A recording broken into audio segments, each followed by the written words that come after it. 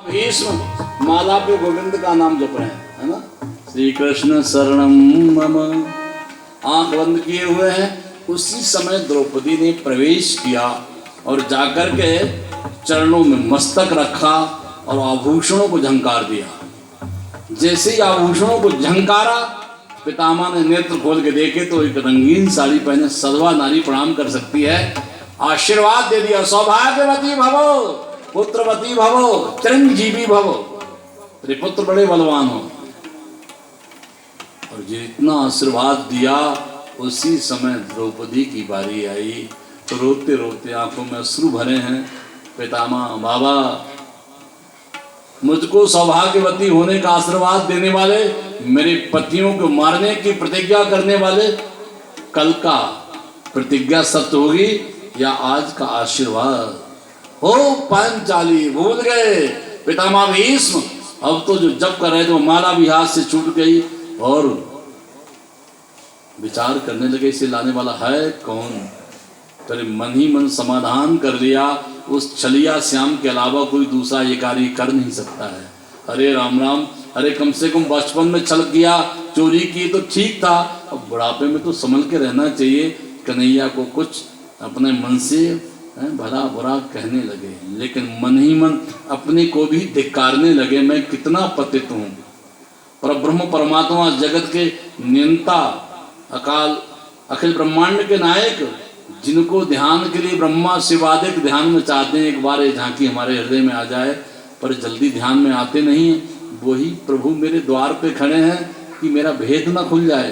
राम राम, मैं कितना बड़ा पापी हूँ, मैं कितना अधम हूँ, अपने को धिक्कारने लगे। अब आया होश पितामह को तो हाथों से माला छूट गई। प्रभु चरणों में जो लगी हुई चित चोर समाधि टूट गई। जो लगी हुई चित चोर समाधि टूट गई।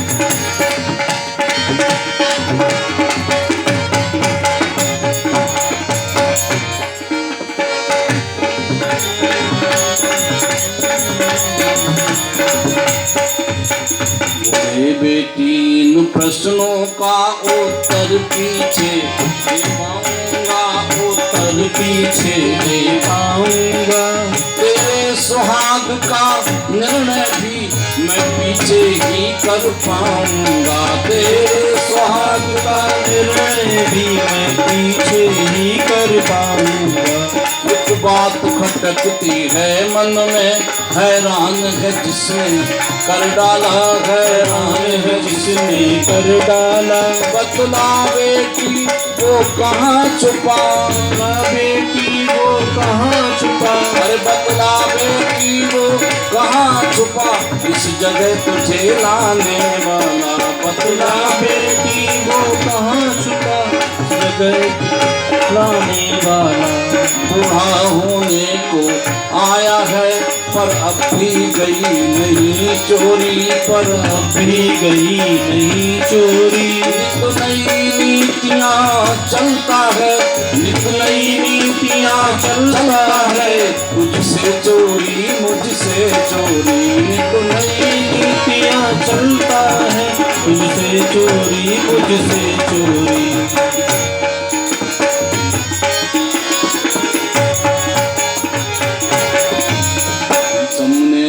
द्वारे पर देखा द्रौपदी का दृश्य निराला था, द्रौपदी का दृश्य निराला था। द्रौपदी का दृश्य निराला था, द्रौपदी का दृश्य निराला था। पीतांबर का घूंघट मारे, पीतांबर का घूंघट मारे। अरे पीतांबर का घूंघट मारे, वो खड़ा बांसुरी वाला था। पीतांबर का घूंघट मारे, वो खड़ा बांसुरी वाला था। कहते हैं द्रौपदी का जूता था पीतांबर के कोने में था, पीतांबर के कोने में। हे श्री कृष्ण जी हंसने में, हे श्री कृष्ण जी हंसने में, और भीष्म पितामह रोने में थे। श्री कृष्ण जी हंसने में और भीष्म पितामह रोने में। हे श्री कृष्ण जी हंसने में और भीष्म पितामह रोने में।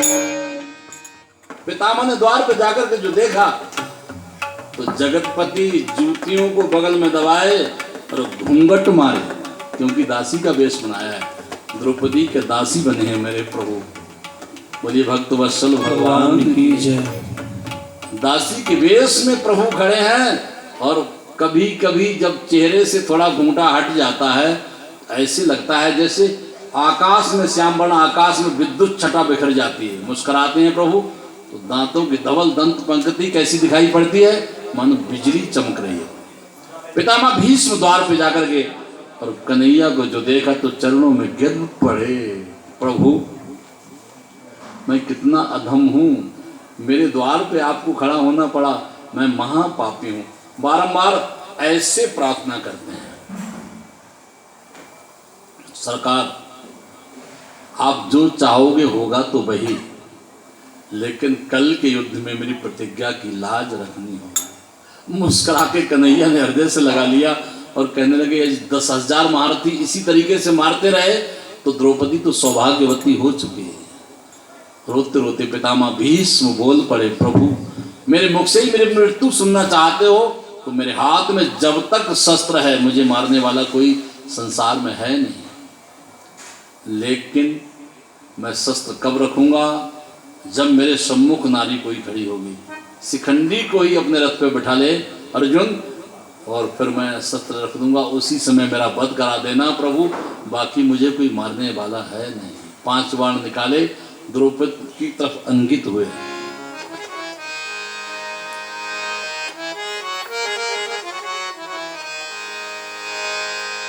बोले आशीर्वाद मेरी बेटी, अरे निश्चय अब विजय तुम्हारी हो, निश्चय अब विजय तुम्हारी हो, निश्चय अब विजय तुम्हारी हो, निश्चय अब विजय तुम्हारी हो। पतियों का बाल न हो बाका, पतियों का बाल न हो बाका, जब रक्षक कृष्ण मुरारी हो, पतियों का बाल न हो बाका, जब रक्षक कृष्ण मुरारी हो, पतियों का बाल न हो बाका, जब रक्षक कृष्ण मुरारी हो। बेटी ये बाण निकाल के मैंने तुझे दे दिए हैं, उन्हें ले जा। जिसका रखवाला है श्याम उसका कौन बिगाड़े काम, जिसके रक्षक मेरे कन्हैया हैं, मेरा आशीर्वाद अमोघ रहेगा। और ये सब कार्य करा के श्याम सुंदर 4 बजे ही अपने शिविर में प्रवेश कर जाते हैं। द्रौपदी को अंतःपुर में छोड़ दिया। जब दुर्योधन को ये पता लगा कि द्रौपदी सौभाग्यवती होने का आशीर्वाद ले चुकी है तो उसने सोचा यदि पितामह का मुकाबला आज अर्जुन से हो गया तो पितामह की खैर नहीं है। सो उसने ऐसी सेना की बाढ़ लगा दी कि दोपहर हो गया लेकिन अर्जुन और पितामह का मुकाबला ही नहीं हुआ। तब सारथी से पितामह भीष्म कहने लगे, सुनो, हे सारथी पारथ और चलो, हे सारथी पारथ और चलो, यहाँ मेरा जी घबराता है। सारथी पारथ और चलो, ये सारथी पारथ और चलो, यहाँ मेरा जी घबराता है। क्यों?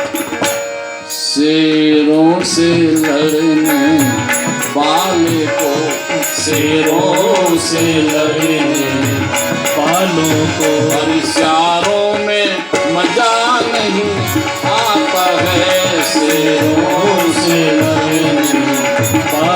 को सियारों में मजा नहीं आता है, शेरों से लड़ने वालों को।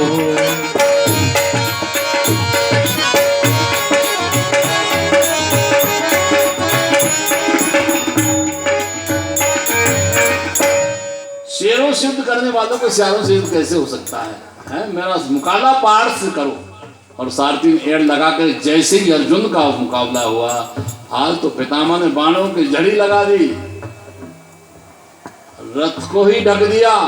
कन्हैया कभी अर्जुन की तरफ देखते और कभी पितामह भीष्म की तरफ। और गोविंद कहने लगे, भैया अर्जुन कुछ कर, ये बूढ़ा बाबा तो कमाल कर रहा है। अर्जुन बोले, भीष्म हैं, इनसे युद्ध करना कोई सरल कार्य नहीं है। और तब तक 2-4 बाण भगवान श्याम सुंदर की चरणों की तरफ भी चला दिए पितामह भीष्म ने। और क्या हाल कर दिया त्रिलोकीनाथ का देखिए। पीतांबर पटका भीग गया, चौपटी मुकुट की उखड़ गई। तो पीतांबर पटका भीग गया, काय से? रक्त से। पीतांबरी पहने हैं जो है, पीतांबर पटका सब भीग गया।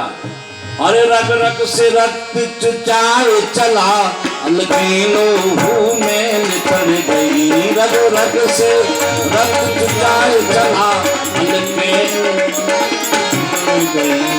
रग रग से रक्त चुचाए चला, अलकीनो गई।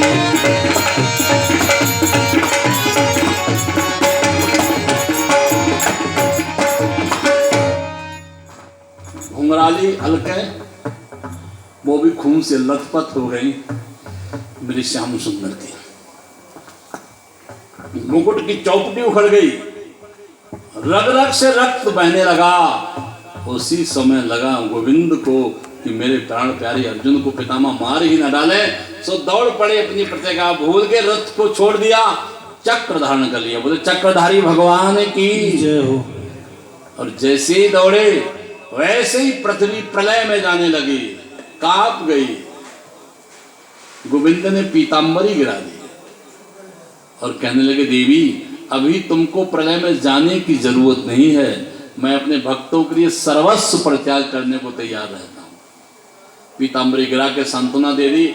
और उसी समय पितामह भीष्म ने जो देखा तो दोनों हाथ जुड़ गए, रोते रोते बोले, प्रभु मेरी प्रतिज्ञा के लिए आपने अपनी प्रतिज्ञा छोड़ दी। हे दयालु, आप जैसा संसार में कौन हो सकता है? उनका मान भले टल जाए पर भक्त का मान न टलते देखा। कब? प्रबल प्रेम के पाले पड़कर प्रभु को नियम बदलते देखा।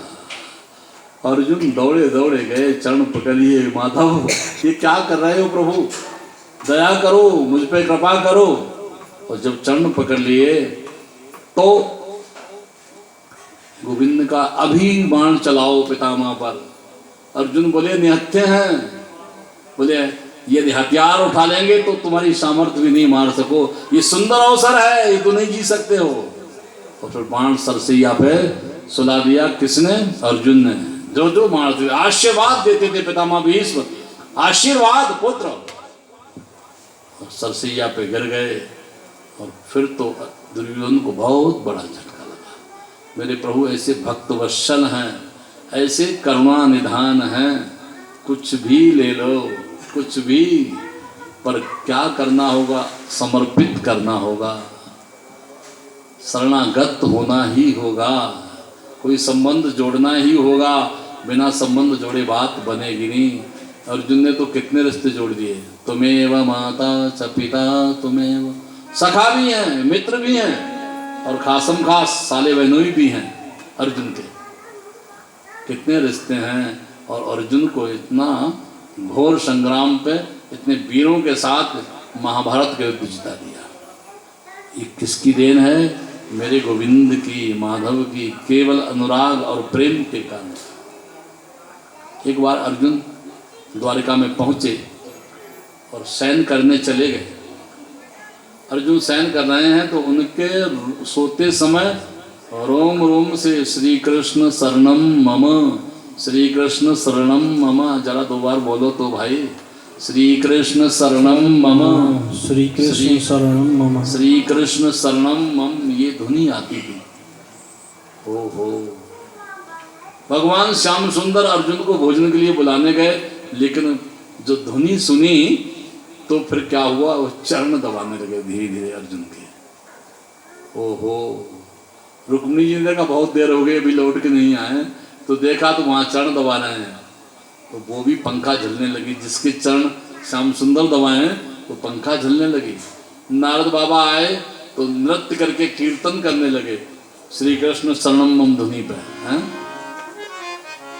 अरे जीवन है तेरे हवाले, ओ मुरलिया वाले,